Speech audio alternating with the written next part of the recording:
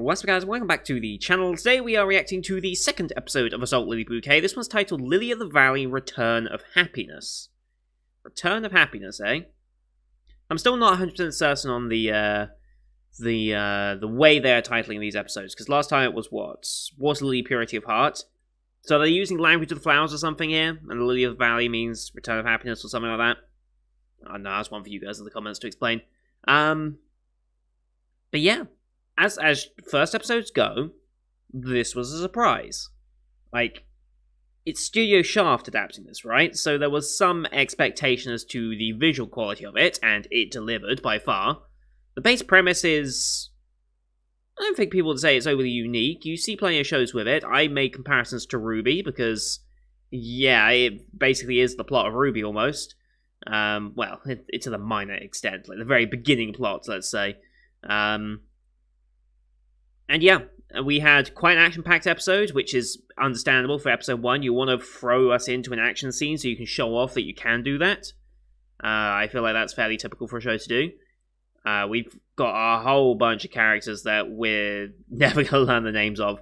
Was it Kaide something? Nouvelle is the girl that's found herself very much attached to Riri. Very much attached to her after the events of that fight, and her saving her, essentially. As a result, she's very much attached, and a lot of Yuri moments are bound to be coming out of that because of it, but it seems that in the... not so much the OP, but definitely the ED of this show, that, although it's slightly in the OP as well, that Riri and our other girl, what the hell was her name? Yu, it seems like they're going to be pushing them together, almost. Obviously, they are the main story, as it were. Riri was inspired to become an Assault Lily because of Yu. However, she gets there 2 years later, and suddenly this person is very much different. Their personality's changed. I think they said she's fighting with a different charm, so she has a different weapon. Potentially, one of my theories is that it's a weapon of a fallen comrade, or something to that effect. We see the other girl that was with her that night. As far as I'm aware, it was the other girl. I forget her name, and I don't know if it's listed here, so I'm not going to look too much into it. But we see her... Now, I see one theory. Some theories are saying that perhaps she's not even there, and she's just a hallucination by Yu. Because Riri wants to thank this other girl as well, obviously, for saving her that time. But that should be a fairly easy task if she's actually there at the school, which is very much implied. So it's possible maybe she's just a point of imagination for her, for Yu. And that might be the reason why she's turned the way she has. It's an interesting theory, and one that does actually have some weight. So we'll see if they actually want to go that direction, or if there's another reason why she's the way she is. But it seems like loss of a comrade is the easiest explanation in that sense. But yeah, other than that, it was a very fast action-paced episode. I like the design of the Huge. I like the combat. We have our charms as our weapons that Riri has made a very quick and makeshift contract with. They also talked about a certain type of contract, like a Schutzgegel, something like... That's not even it. It's something to that effect, though. It forms some form of contract. Let's see. See if I can find it real quick. Let's see. Yeah, picking a fight. Yeah. Alright, yeah, and this Kaide is also the daughter of one of the biggest, like, charm manufacturers, or a famous charm manufacturer. So yeah. Schutzengel, there we go. I was close. Schutzengel is the name of the contract that they were trying to form. So maybe they'll expand upon that now. And now that we've actually dealt with the immediate danger of a huge escape, thanks to one of my favourite characters already, the research girl, that hopefully we'll see more of as well. Now maybe we'll actually get into a little more exposition about the world, and just maybe a more chill episode about just learning to be a proper Lily, maybe, instead of rushing to attack something that we were horribly unprepared for. Maybe that's where we'll go. Anyway, as per usual, these are time-based format reactions. Bottom of the screen, down here, you're going to see the timer for the episode. I'll count you down 3, 2, 1, play, and then I'll play you start the episode, I start the episode, and we'll all be in sync. We have TBS logo and Funimation logo to start. Watching this on Funimation, of course, link in the description. The reason why it's coming out today, because Funimation was late in receiving materials again for another show this season. It's twice it's happened this season. I hope it doesn't keep happening, because that would throw my schedules way out of whack. Anyway, with all that said, let's just get into episode 2, shall we? In 3, 2, 1, play. TBS. And Funimation.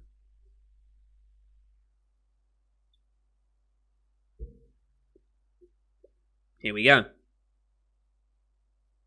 Sleeping with her charm, okay. Yes, Riri.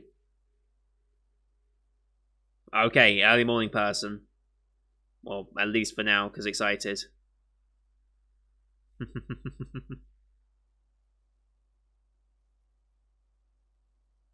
Ito, okay. Apparently.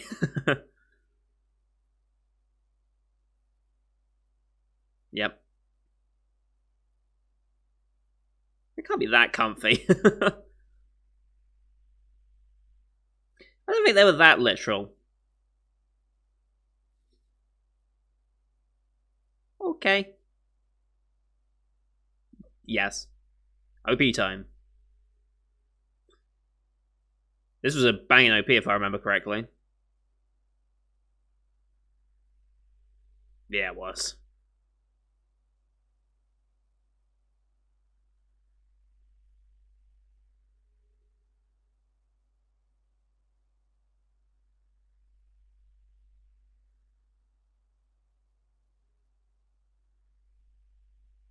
Alright, and also, this show has a ludicrous amount of fire shots. Like, absolutely ludicrous amount.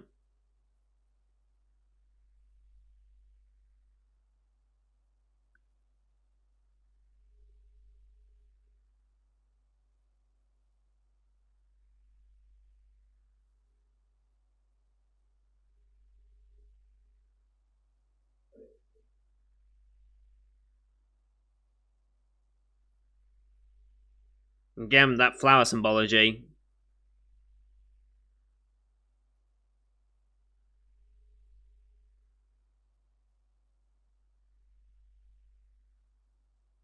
Yeah, I still love this OP. I don't think this season so far, we're over a week in, and I've started most of the shows I'm going to watch. I don't think any one singular OP has really struck me as like, yes, this is the best OP yet. Alright, here we go. This is a contender, though.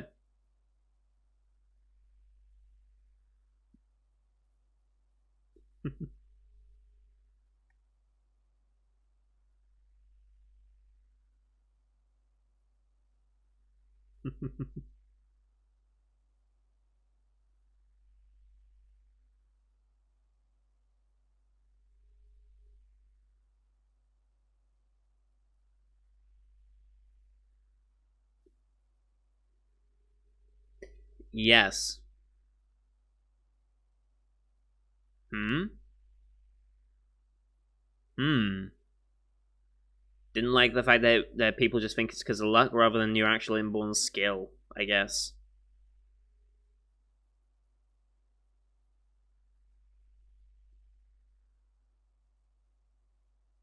Oh boy, it's Ender. Alfheim first, yeah, okay. So you're from the Sword Art universe.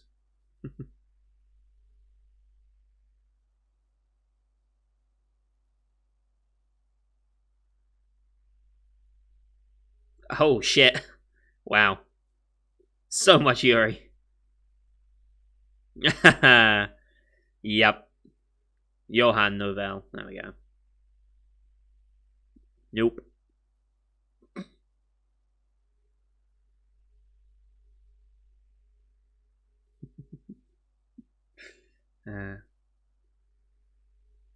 Wow.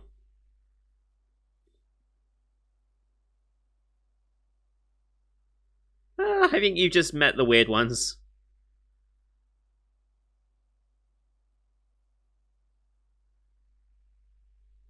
Wow.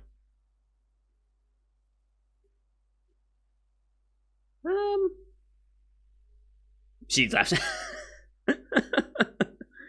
Yeah, good thought.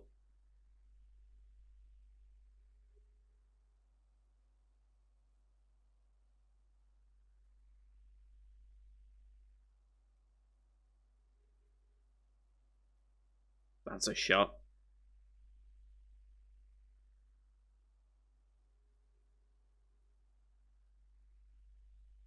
The wind picked up even more.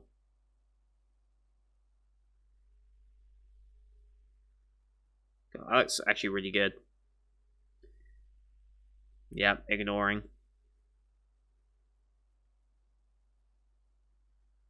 Yep. Yep. Okay.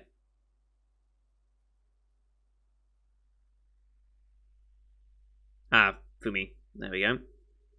The very knowledgeable one.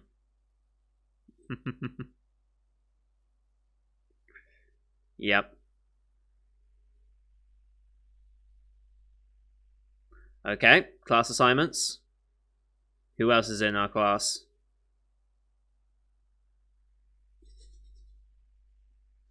Okay.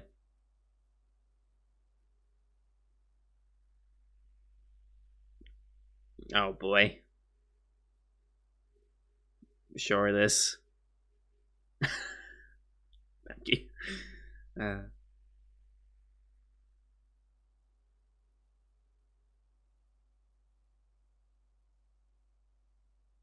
Okay. Interesting.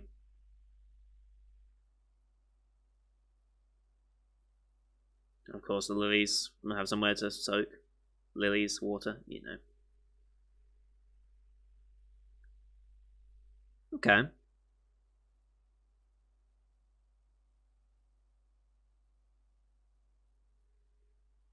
That's fair, I guess.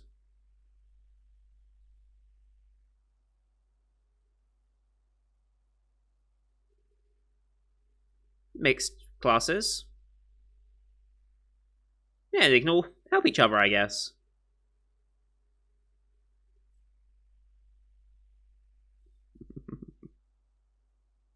Wow.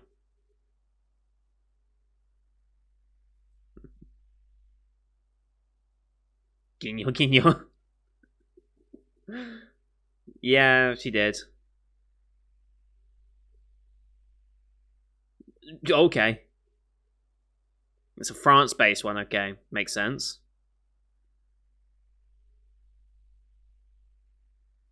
That's probably disputed. Oh, shit. That's nice. It really does remind me of Ruby, where everything is a gun, though.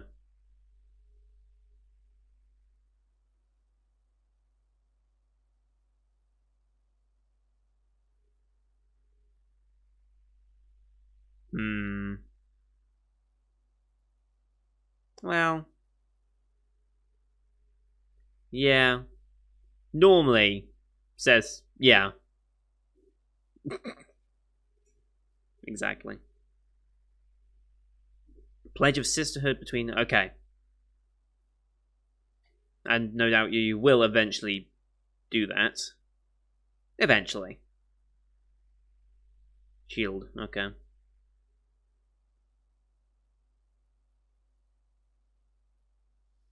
Mm-hmm. Don't think it's that. Hmm.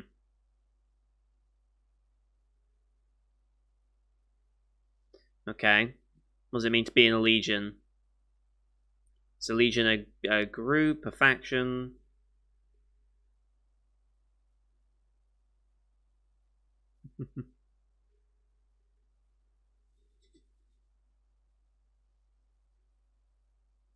Mm-hmm.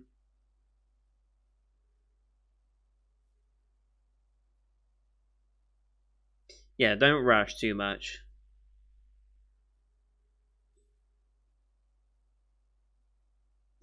Yeah.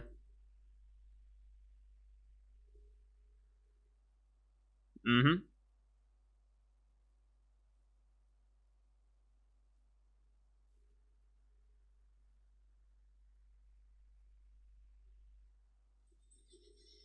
Um, um, um, okay.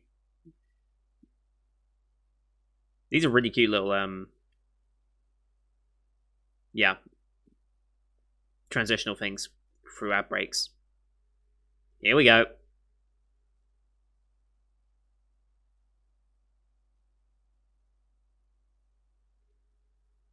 Nice.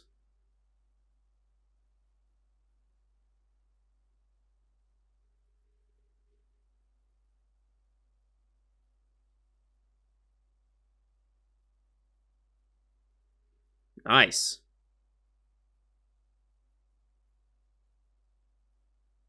I assume they have a contract. Yep. Oh, wow. Yeah. Yep. Yep. Yep. So much Yuri.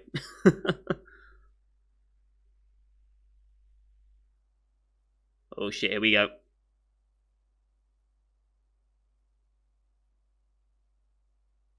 Big fuck off sword time.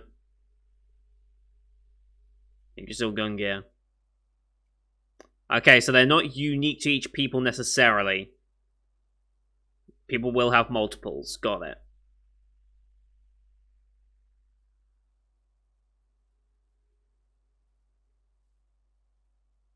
Mm-hmm.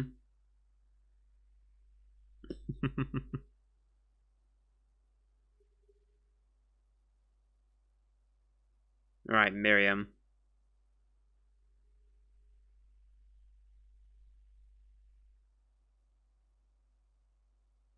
Ah, okay.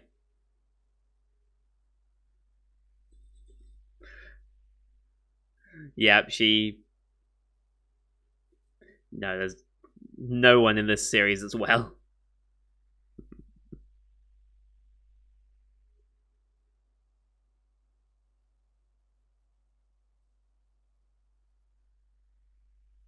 Mm-hmm. Makes sense.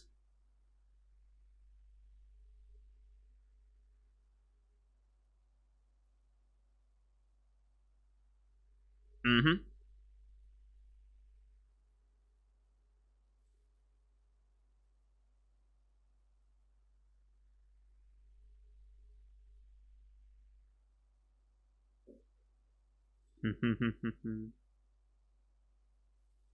Boy.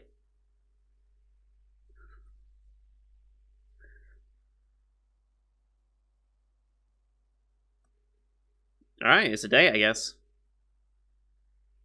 Okay.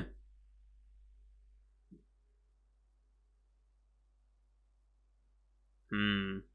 Looks like we might be bumping into her.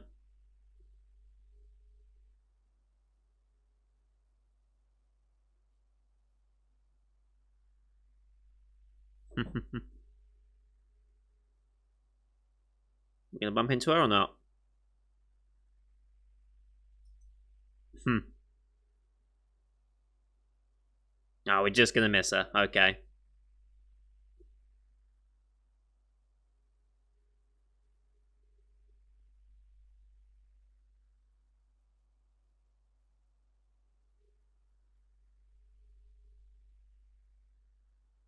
We quenching?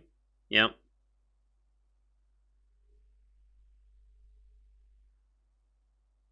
Oh, shit.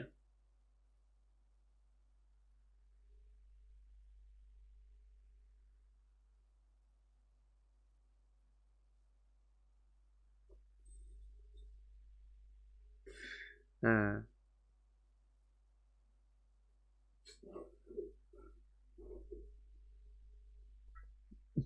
my dog made a bit of a noise there. Apologies. Failure? Yeah, it didn't work, did it? Interesting. Ah, there's the crack.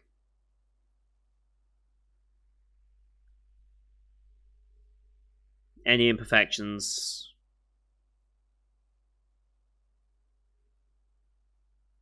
Mm-hmm.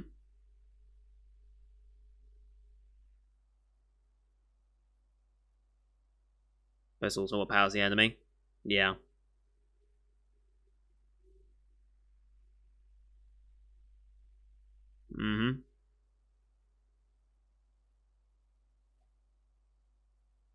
Oh. Ah. Nice touch. That's pretty clever, actually.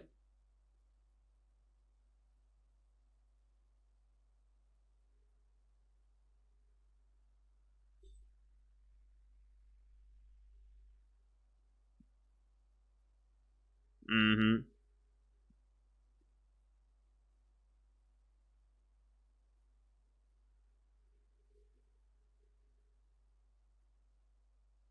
Reenact. Mm-hmm. Alright, so there was that change 2 years ago. That's a good question. She ain't gonna tell you that, is she? Possibly. It's not her space to say, I understand that.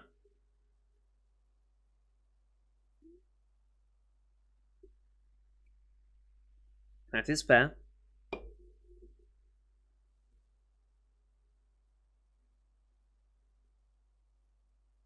Mm-hmm. Right, yes. Makes sense.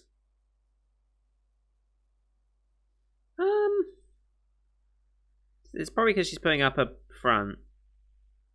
Withdrew from. Okay, so perhaps she was with a faction before, whatever they would call the factions in this. Mm-hmm.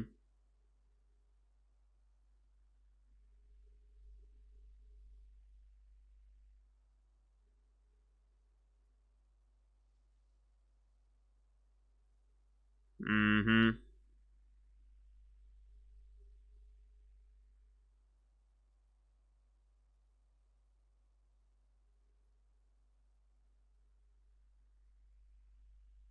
Got a meaty hit to it, actually. Mm-hmm.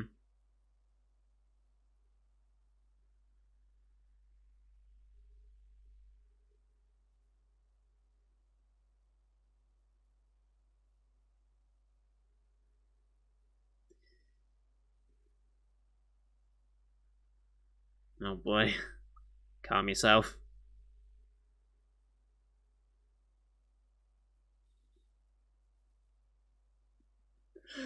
God damn it.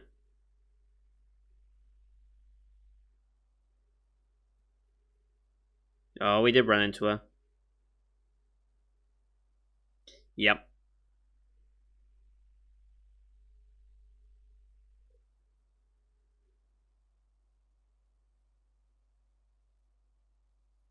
Mm.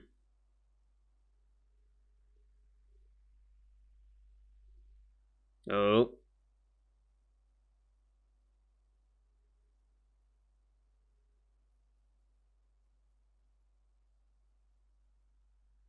Mm-hmm.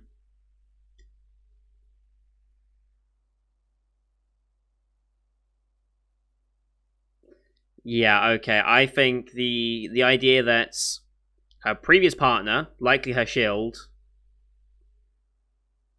Oh. I think her previous shield probably was killed in action now. Oh.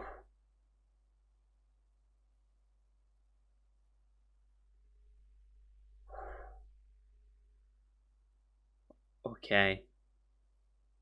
Those slaps hit hard.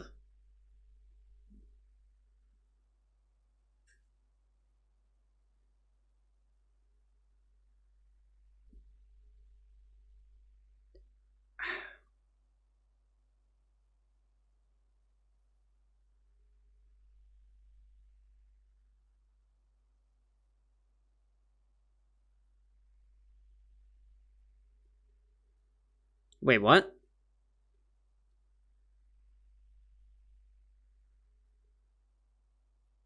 Oh, shit. Oh.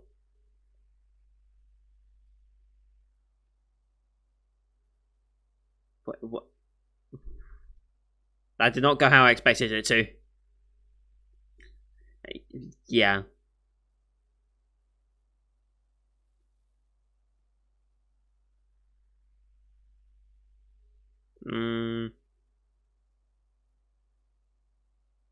She doubts that.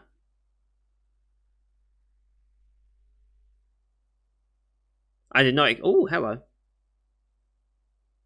I really didn't expect it to go that way.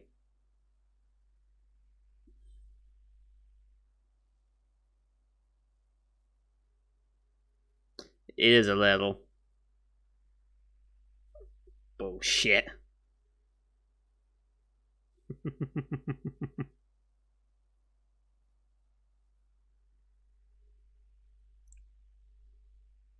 Uh-huh. Oh. You should be.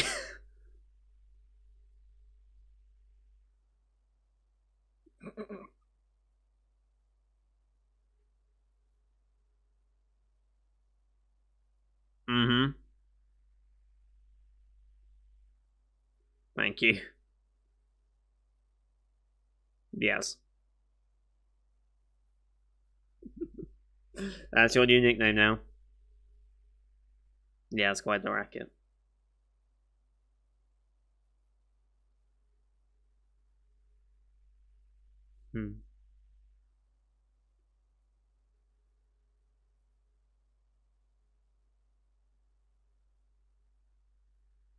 Well, some are a little stranger than others. Mm-hmm. For now. Okay, we're gonna have another UU scene? Looks like it.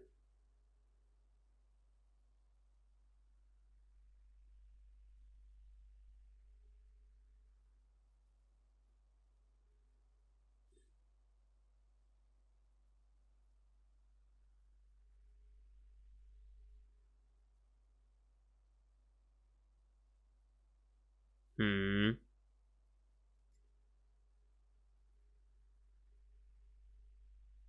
Hmm.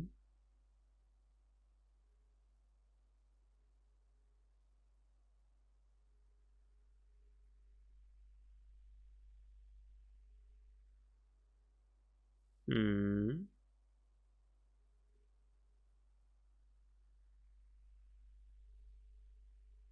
You hope she regrets it. Okay. Okay. So yeah, that's gonna be the main focus for a while, is understanding why she is the way she is. I still think the idea of her losing her partner, who was a previous Schutzengle, I still feel like that has some weight to it as a theory. Because if you just look around that room, it's so plain and like empty. Which makes sense for you. I'd expect her side of the room to look like that, right? She seems like the character that'd be very minimalist, doesn't have a lot of stuff to put around anywhere. But I imagine her partner wouldn't be the same way. You know? I feel like she would actually decorate her side at least a little bit more. So the fact that both sides of the room are very much the same makes me think that whoever this girl is that Yu's talking to, who we've not seen in a school setting yet, only in this room, has a bit more weight that maybe she's not there. If you know what I mean.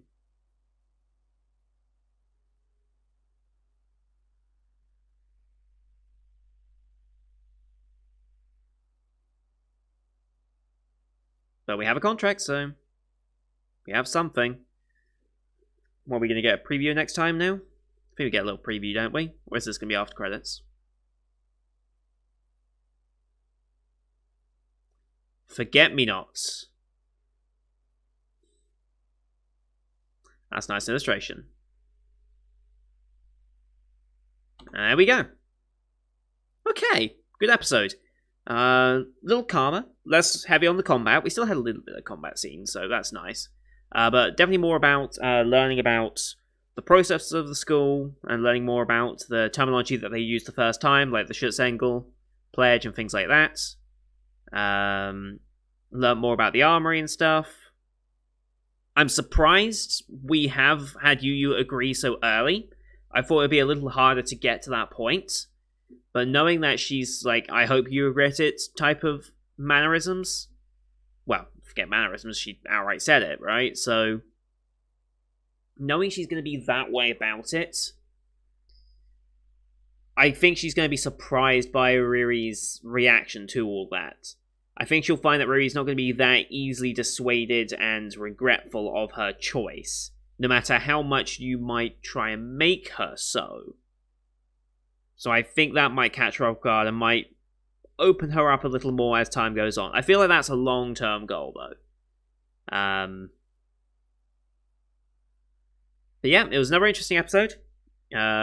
Less fire... Well, was there less fire shots than the first episode? Less obvious fire shots than the first episode, but we still got plenty of fan service in this, let's be real. I mean, we even had... We had a foot spa, and we had like a hot springs type scene already in episode 2. So yeah, they're definitely going in with the fan service of this. It's interesting that the charms aren't all just their own separate things and all different, like they would be with a series like Ruby, for example. They are manufactured as they are named sets, as it were. So a lot of people would have the same one as Lily, which was... Oh, I forget what scene it was that actually did it. And I hate scrolling through Funimation's player, because they remove all the... Well, the Funimation player, like, the time bar thing that goes through it, just doesn't include all of the episode. Like, whilst it says at 4 seconds in, we see our roommate doing this, and it's like waking up. That's not what's happening. We have the TBS and Funimation logos first. It just doesn't put them on the timeline. So everything you look at, what would be happening at 13:53 here is probably happening at 14:08 or something, because goddamn Funimation player is stupid, and scrubbing through it is just a nightmare compared to Crunchyroll. So I'm not going to try and back and look at the name of her weapon, but it's a named set that is ideal for beginners.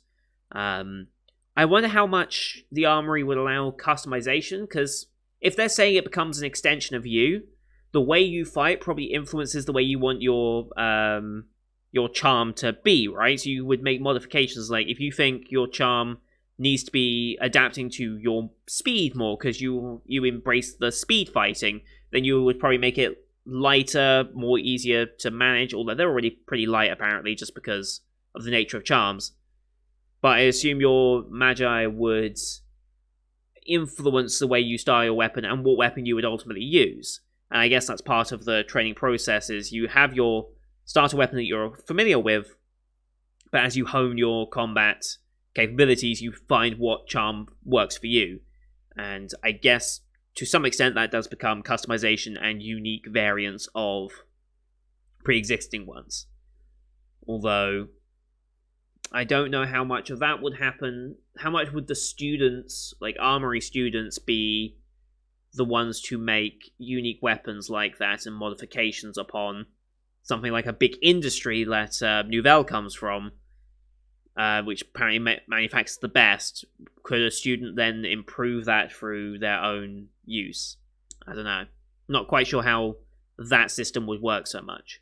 It'd be interesting, though, to see if they actually did dive into that in any way. But, you know.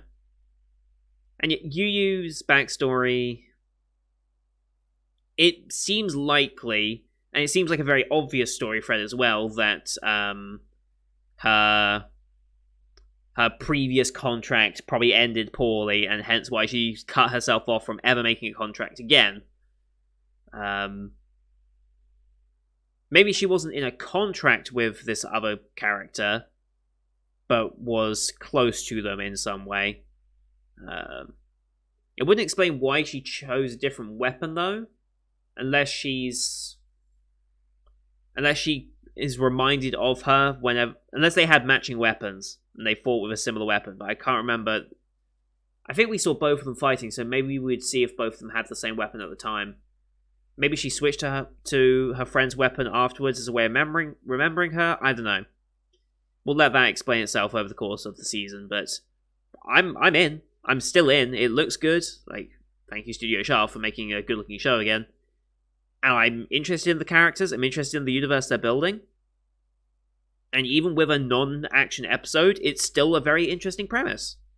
So, I'm in, and I think we'll definitely be continuing this one, hopefully on its proper Friday time slot, because my god, I don't need another show on Saturday, for the love of God.